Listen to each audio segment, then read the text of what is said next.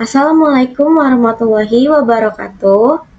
Halo semuanya, saya Inabia Rahma, mahasiswa dari Universitas Indraprasta, Fakultas Bahasa dan Seni, Program Studi Pendidikan Bahasa dan Sastra Indonesia dengan NPM 202221500145.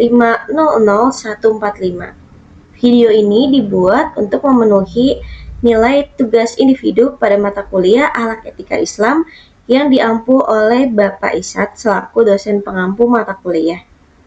Pada kesempatan kali ini, saya akan mengulas 3 pilar penting dalam tatanan sosial kemasyarakatan, yaitu demokrasi, kepemimpinan, dan penegakan hukum yang semuanya dilihat dari perspektif Islam.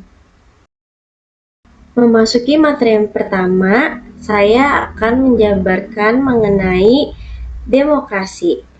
Nah, dalam Islam sendiri tidak mengadopsi demokrasi barat mentah-mentah, yang dimana suara mayoritas bisa melegalkan apa saja bahkan yang melanggar agama. Namun, dalam Islam memiliki konsep syura, yang berarti musyawarah, yang esensinya sama, menghargai hak berpendapat demi kemaslahatan bersama. Nah, pada demokrasi ini terdapat 3 prinsip penting yang wajib kita ketahui. Yang pertama, ada prinsip syura, yang berarti keputusan penting yang menyangkut hajat hidup orang banyak harus dimusyawarahkan. Ini tercantum dalam Quran Surat Asy-Syura ayat 38. Lalu, prinsip yang kedua, ada prinsip al-huriyah, yang artinya kebebasan, di mana setiap orang bebas berpendapat dan menyampaikan kebenaran selama koridornya adalah akhlak yang baik, bukan fitnah. Lalu, prinsip yang ketiga, ada prinsip al-maslahah ammah, yang berarti tujuan akhir dari proses musyawarah atau demokrasi Islam ini adalah demi kebaikan publik, bukan kepentingan golongan semata. Lalu selanjutnya memasuki materi yang kedua, yaitu kepemimpinan.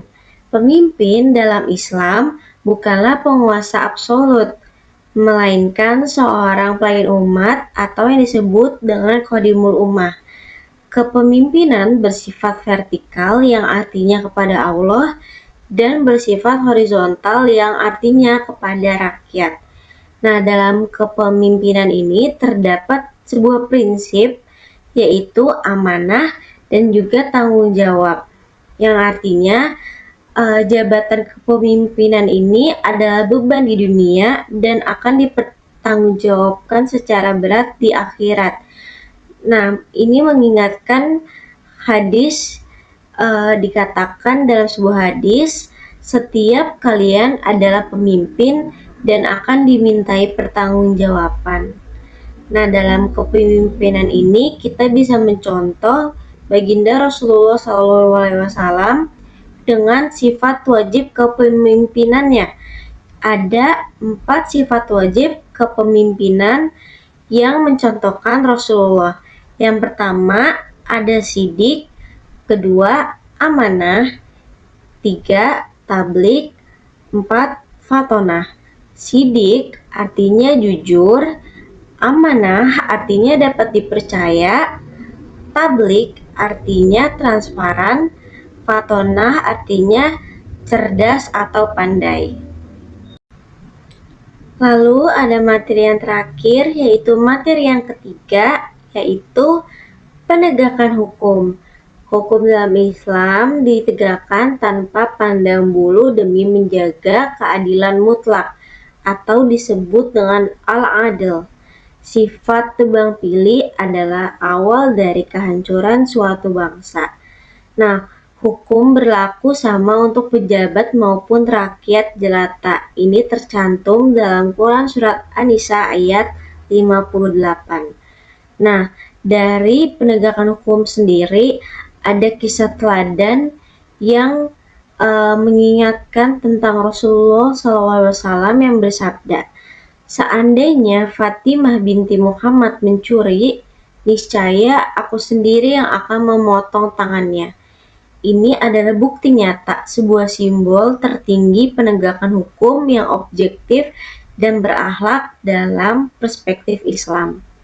Nah, tujuan hukum atau yang disebut dengan maqasid syariah, hukum dibuat untuk melindungi agama, jiwa, akal, dan keturunan serta harta masyarakat. Nah, dari 3 pilar tatanan sosial kemasyarakatan yang telah saya sampaikan, dapat kita ambil kesimpulannya di mana demokrasi yang sehat akan melahirkan kepemimpinan yang amanah. Dan pemimpin yang amanah pasti akan melahirkan penegakan hukum yang seadil-adilnya, di mana ketiganya ini merupakan satu kesatuan akhlak yang tidak dipisahkan dalam Islam.